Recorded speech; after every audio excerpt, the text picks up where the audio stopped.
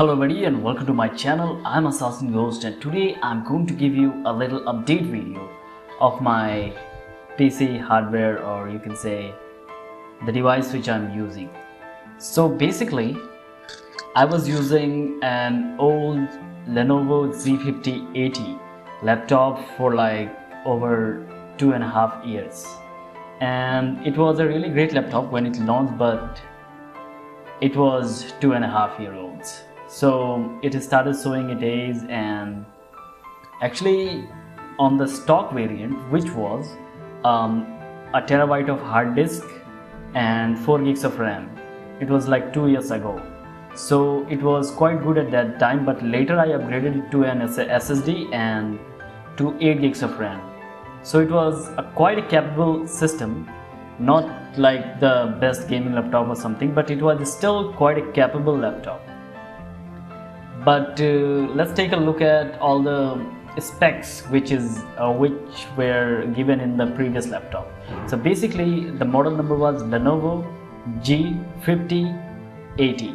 Okay, and basically it had a Core i3 with 1 terabyte of hard disk, which was later upgraded to a 256 gigs SSD, and it came with DDR3 4 gigs of RAM, which I later upgraded to 8 gigs.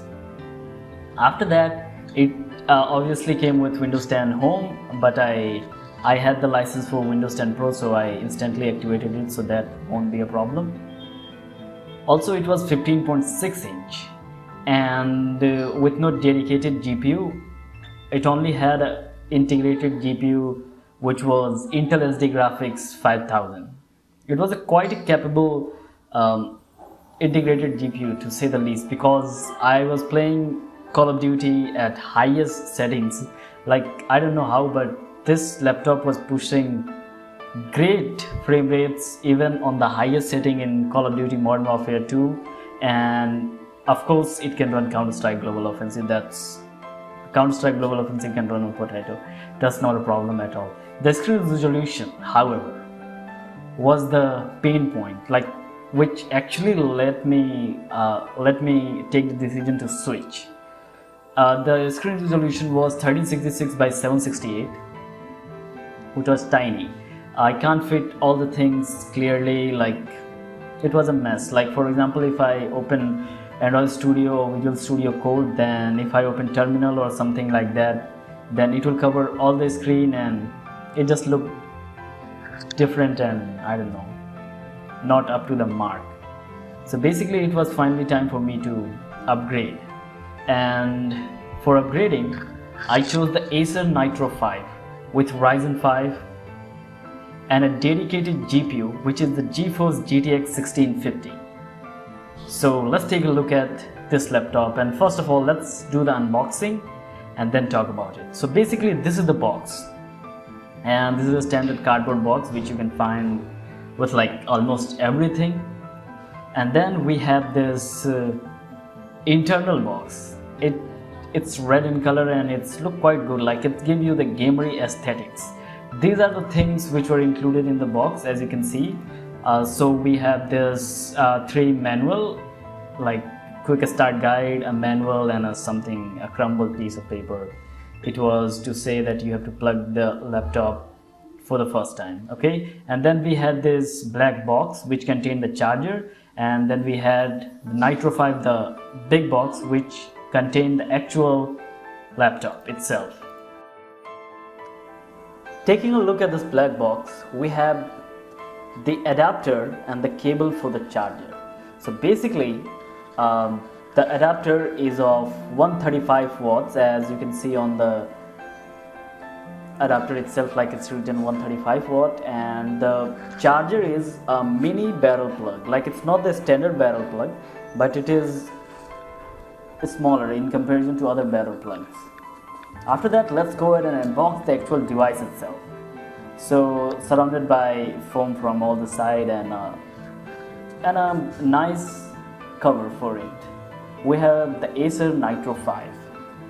It looks minimalist, but the only thing that gives off like a gameplay look is, maybe you can say that the red rails with the text Nitro on it. So this is the only thing which make it look gamery.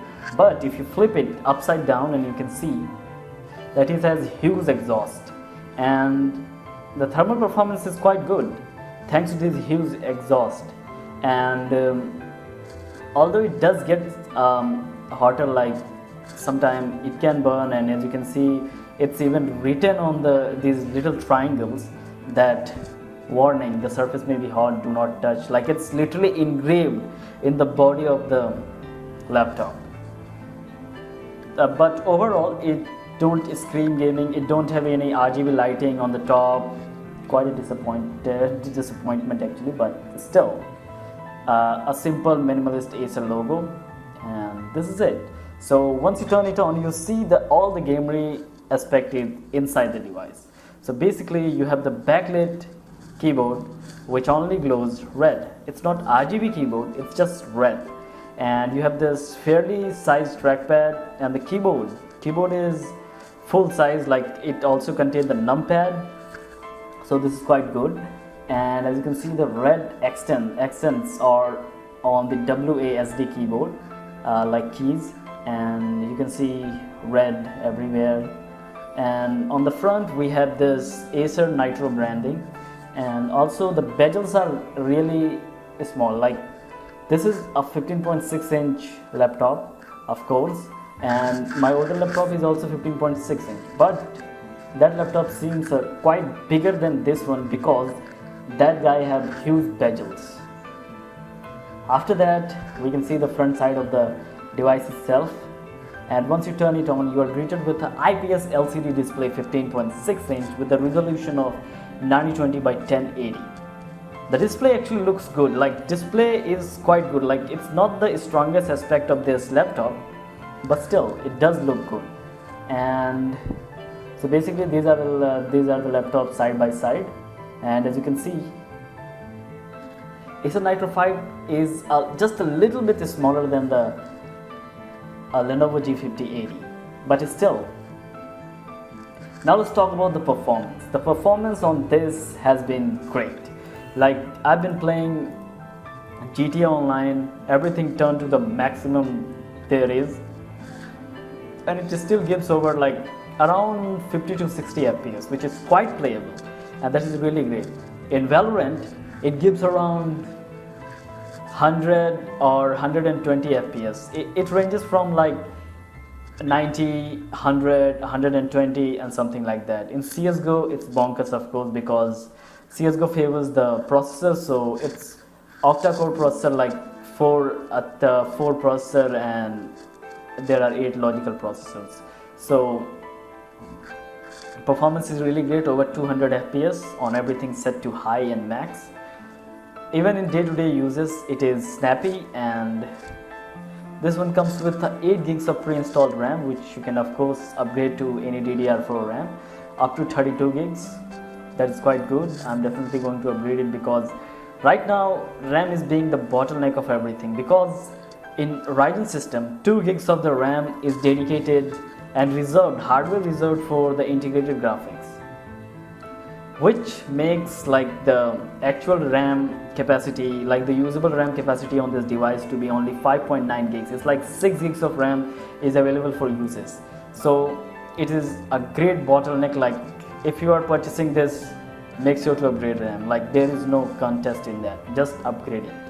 After that, it comes with SSD and a hard disk. It comes with like 2 M.2 slot and one 2.5 inch slot.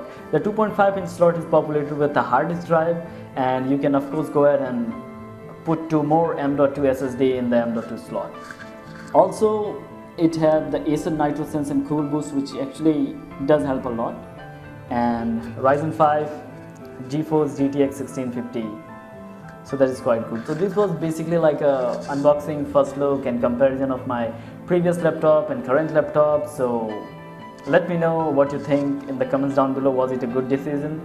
Do you own a Acer Nitro 5, or are you planning to get a Acer Nitro 5? I will definitely recommend it because it is quite good, but you need to spec this right. Like if you take for example the RX 580X, which is of same price for this GTX 1650, that won't be a great option. Also there are better options available like Acer Aspire 7, which comes with i5 and 1650, so that is quite also good, and I'll be sure to leave the links in the description if you want to check them out. And let me know in the comments, how do you like the audio quality?